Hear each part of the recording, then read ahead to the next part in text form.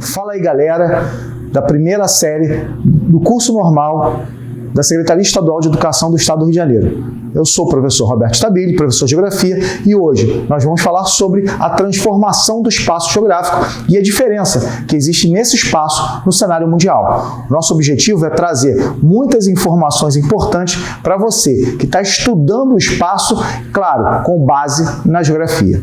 A transformação do espaço geográfico está diretamente ligada a dois processos importantes. Você entender o espaço natural e o espaço cultural. Existem coisas que são fundamentais para a gente analisar. Primeiro o seguinte, o que é o espaço natural? O espaço que não foi modificado. Certamente você já deve ter ido em algum lugar que tem aquela vegetação, não houve nenhuma alteração do homem. Esse é o espaço natural. Entretanto, nós estamos acostumados, é claro, vivemos numa área urbanizada, com uma série de características importantes. Então, nós vivemos num espaço geográfico ou cultural, que é um espaço extremamente modificado, principalmente nos grandes centros urbanos, onde eu tenho os prédios, as casas, as ruas, rodovias e etc. Na verdade, esse espaço cultural ele pode ser diferenciado em cada região do mundo. Na verdade, não só do Brasil, mas do mundo todo. Você já pensou nas pirâmides do Egito, por exemplo? Ou mesmo no Cristo Redentor, Estátua da Liberdade, Torre Eiffel. Todos esses espaços são culturalmente identificados em cada sua região. É óbvio, claro que determinados países que são países árabes têm lá as suas mesquitas, por exemplo, nós temos as nossas igrejas, ou seja, isso é cultura, por isso que nós chamamos de espaço cultural. Quando a gente fala de espaço cultural e a gente fala de espaço geográfico, a gente tem uma série de questões importantes para falar. Primeiro, pelo seguinte, pelas transformações que esse espaço vem sofrendo nos últimos séculos. Vamos dar o exemplo das civilizações antigas. Vocês sabiam que a civilização chinesa era a principal civilização do mundo? Hoje os chineses continuam sendo uma grande civilização. Bom, tem outras coisas importantes na questão geoeconômica. Primeiro, a Revolução Industrial. Para mim, a principal transformação do espaço geográfico, onde eu tenho a transformação do espaço agrícola, mecanizado, onde você tinha um trabalho humano e agora você tem um trabalho das máquinas. Isso aconteceu no século XVIII, lá na Inglaterra. E esse trabalho praticamente provocou a saída do homem do campo para a cidade. Você sabia que nessa época, 95% dos homens moravam, quer dizer, da população morava no campo? E essa população começou a ir para onde? Para as áreas urbanas, que nós chamamos no cotidiano normal da gente de cidade. Essa foi a primeira grande transformação, quando nós passamos a ter um mundo mais urbano, tanto que a Inglaterra foi o primeiro país a se tornar urbano em 1850. Depois, vários países se tornaram. E aí eu faço uma questão para vocês. Vocês acham, por exemplo, que quando o Brasil se tornou um país urbano? Certamente vocês devem ter acertado.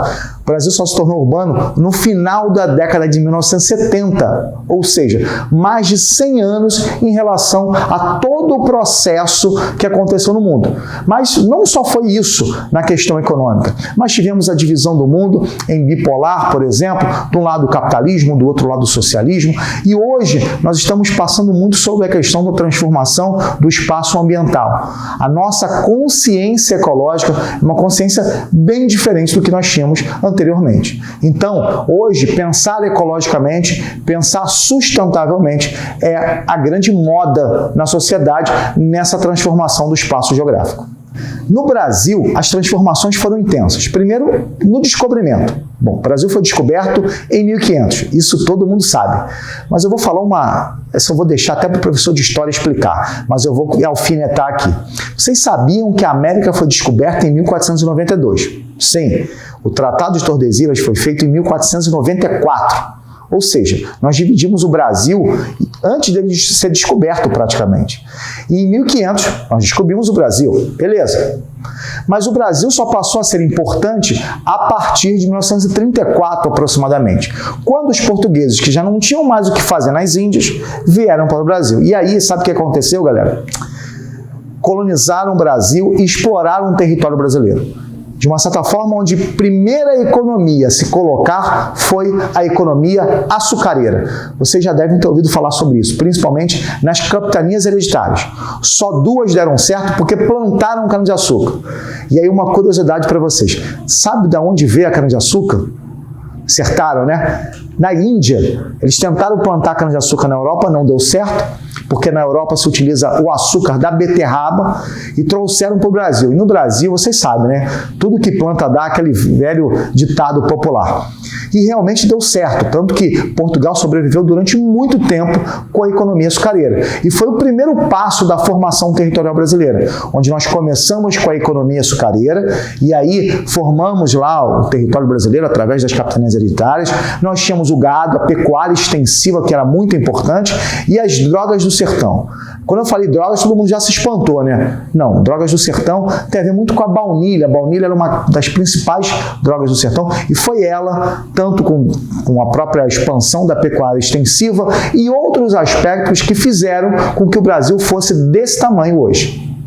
A evolução do Brasil economicamente se deu através da cana-de-açúcar, claro, mas sabe o que aconteceu? A história é triste para o Brasil. Os holandeses invadiram Pernambuco, que era o centro, o polo da economia açucareira, e roubaram, quer dizer, macetearam a cana-de-açúcar. Essa cana-de-açúcar foi levada para as Antilhas e fizeram concorrência contra o Brasil, ou seja, Portugal, e aí fomos para o buraco na cana-de-açúcar. Portugal pensou o seguinte: o que nós vamos fazer agora para poder ajudar a nossa economia? Que tal a gente procurar metais preciosos? Pronto, foi isso que aconteceu. Nós começamos a explorar o processo de mineração, ou tentar achar metais preciosos. Para isso, nós tínhamos 2 vertentes. Vocês também já devem ter ouvido falar isso em história. As entradas e as bandeiras, ok? Pô, beleza. Entradas só podiam passar até o Tratado de Tordesilhas e as bandeiras ultrapassavam o Tratado de Tordesilhas. Ou seja, as bandeiras, ou chamados bandeirantes, que vocês já ouviram falar, nome de rua, nome disso, tudo certo? Em São Paulo, então, nem se fala. Os bandeirantes paulistas, é claro, foram eles que expandiram o território brasileiro e hoje o Brasil é do jeito que é, desse tamanho. Agradeça também aos bandeirantes, assim como a pecuária, as drogas do sertão, entre outros aspectos. Mas certamente os bandeirantes foram fundamentais, além, claro, de expandir território, infelizmente aprisionar os indígenas e a própria mineração. Daí, o ciclo econômico, que era lá no Nordeste, passou agora para a região Sudeste. E também a capital. A capital saiu de Salvador e veio para o Rio de Janeiro. Economicamente, o Brasil passa a ser um país, entre aspas, né, que a gente está falando colônia, importante devido à questão da mineração. Ou seja, muito importante aí. Tanto que nós tivemos uma série de Confidência Mineira, Inconfidência Baiana, ou seja, uma série de confusões relacionadas à questão econômica brasileira. Bom, outras economias veio o café, por exemplo, e aí veio a industrialização. Na verdade, o Brasil passou por várias atividades econômicas, muitas delas agroindustriais e de outras, é claro, relacionadas ao próprio processo urbano industrial que nós tínhamos no território brasileiro. Mas aí, o que acontece? O Brasil fica desse tamanho, né? O gigante da América Latina. Nisso aí, a gente teve que dividir o Brasil em termos de região. Na verdade, regionalização é uma coisa muito importante, galera. Nós temos regionalização no Brasil, no Rio, em qualquer lugar, até nos nossos bairros, por exemplo. Nós não temos bairro da Zona Norte, bairro da Zona Sul, bairro da Zona Oeste. Isso é regionalização. Regionalizar é você juntar todo mundo com as mesmas características. E no Brasil, o primeiro, como pode falar assim, instituto a fazer essa regionalização foi o IBGE. Conhecidíssimo o IBGE, né, galera? Essa regionalização do Brasil coloca o Brasil em cinco grandes regiões. A gente chama de macro-regiões mesmo, que é o Nordeste, o Norte, o Centro-Oeste, o Sul e o Sudeste. Certamente vocês já ouviram falar sobre isso. Essas são as macro-regiões brasileiras. No entanto, eu também posso falar o seguinte: existe uma outra divisão regional, mais citada na questão geoeconômica, que é Nordeste, Amazônia e Centro-Sul. Ou seja, nós podemos utilizar essas 2 classificações regionais no Brasil. Bom, como eu falei nas regionalizações, vocês viram que eu falei, citei 5 regiões brasileiras, 5 regiões de grande importância para o Brasil. Hoje, por exemplo, nós estamos no Rio de Janeiro, estamos na região Sudeste, mas vocês já ouviram falar sobre o Nordeste, o Norte, o Centro-Oeste, o Sul, que foi colonizado pelos imigrantes, ou seja, tudo isso que a gente sempre fala que é muito importante da gente analisar. No entanto, como é que foi essa divisão? Por que eu falo Sudeste, Nordeste? Isso tem a ver com o quê? Primeiro, a gente chama de divisão político-administrativa, porque é uma divisão por estados. Segundo, pela orientação. Como assim? Lembra da Rosa dos Ventos? Certamente vocês lembram da Rosa dos Ventos. O Norte, o Sul, o Leste e o Oeste. Pronto. Quando eu falo Sudeste, eu estou falando do ponto, né, cardial, colateral. Quando eu falo norte, bom, ponto cardial, ponto colateral. Não é isso. Então é como se eu colocasse o mapa do Brasil sobre o mapa do Brasil a Rosa dos Ventos. E aí, consequentemente, fiz essa divisão regional. No entanto, tá, essa parte de orientação é muito importante. Eu digo por quê? Se a gente falou da região, a gente fala de orientação. Já pensaram como é que as civilizações antigas se orientavam? Certamente você pensou no Sol, nas estrelas, isso mesmo. E aí você lembrou daquele livro lá da professora da tia, lá no 3º ano, no 4º ano, onde o menino apontava para o leste, apontava para o oeste, falava que é o norte, terra do sol nascente, etc. Pronto, era isso mesmo. Orientação através dos astros. Mas, galera, vivemos num país, né, ou no mundo totalmente evoluído. Hoje todo mundo usa, sabe o quê? GPS. Eu, por exemplo, eu vim para cá fazer esse vídeo para vocês, eu tive que usar o GPS. Saí da minha casa até o estúdio de gravação. Por quê? Porque hoje a orientação é feita com tecnologia. Antigamente as pessoas utilizavam, por exemplo, a bússola. A navegação foi dessa forma. Mas hoje, claro, nós utilizamos o quê? GPS, Sistema de Posicionamento Global. Esse GPS é muito importante. Porque sabe o que ele me dá? As coordenadas geográficas. Sabe o que é coordenadas geográficas? Latitude, longitude. Bom, né, já ouviram falar sobre isso, já sabe tudo isso, mas voltando ao GPS, o GPS hoje faz parte do nosso dia a dia, né? Eu duvido alguém sair de casa hoje com uma bússola na mão e falar assim, eu vou comprar padaria, vou ali na padaria no Nordeste comprar pão. É óbvio que não. É claro que não é assim que acontece.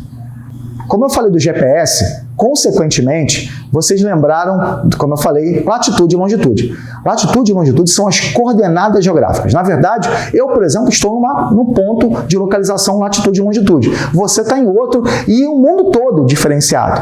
A latitude e a longitude são fundamentais para a localização no mundo. Agora, elas têm uma outra importância também. Primeiro, a latitude é importante para definir as zonas climáticas da Terra. Ou você acha que o Brasil é tropical por acaso? Porque ele está entre os trópicos, ou seja, numa baixa latitude, ou seja, muito próximo à linha do Equador.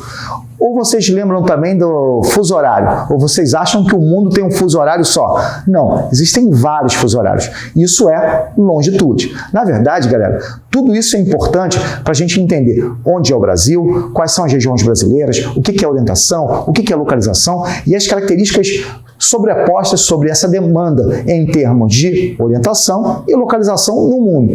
Porque certamente você vai precisar disso lá na frente. Ou seja, você não vai andar com a bússola na rua, mas o GPS você vai utilizar, você vai entender a questão do fuso horário, você vai pensar sobre a questão climática, ou seja, a gente tem muita coisa para falar sobre esse determinado assunto. Claro que isso a gente vai continuar falando no próximo vídeo, que vocês não podem perder, é óbvio, né? Claro que vocês não podem perder.